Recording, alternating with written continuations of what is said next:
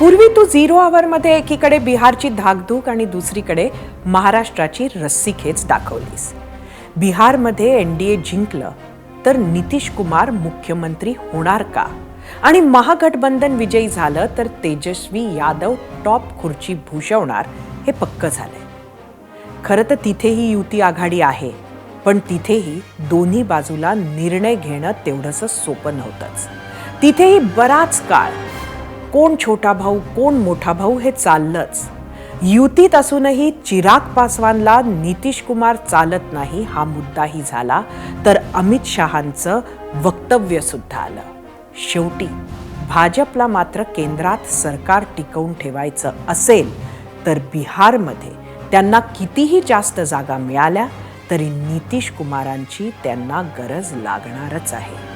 तेच महागठबंधनमध्येही आपल्याला बघायला मिळालं. तिथेही बरेच खलबतं झाली. काँग्रेसनं तेजस्वीला मुख्यमंत्री पदासाठी पाठिंबा लगेच दिला नाही.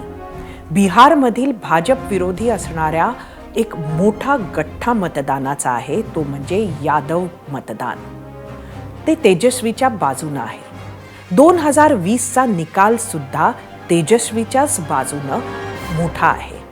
पक्षातील त्याची मजबूत पकड आहे, तर मित्र पक्षांशी चांगला संबंध सुद्धा आहे. हे सगळं बघता मग काँग्रेसनं जिंकण्याची शक्यता त्यातल्या त्यात तेजस्वीला चेहरा केलं तर आहे हे लक्षात घेतलं आणि बऱ्याच काळानंतर उमेदवारीला मुख्यमंत्रीपदाच्या काँग्रेसनं होकार भरला. खरं तर सध्या स्थानिक स्वराज्य संस्थांच्या निवडणुकीत महाराष्ट्रात अगदी तेच होतंय. प्रत्येकाचं पहिलं टार्गेट आपला पक्ष वाढवणे आहे, आपला माणूस महत्त्वाच्या स्थानावर असावा हे आहे, उमेदवार आपलाच असावा असंही आहे, जास्तीत जास्त उमेदवार आपलेच असावे हेही आहे. जेव्हा खात्री होते की आपण जिंकूच शकत नाही, तेव्हा कुठे मित्रपक्षासाठी जागा सोडण्याची तयारी होते. सत्ता कायम ठेवायची असेल किंवा सत्ता मिळवायची असेल, दोन्हीसाठी जे करावं लागेल ती करण्याची तयारी मग असते.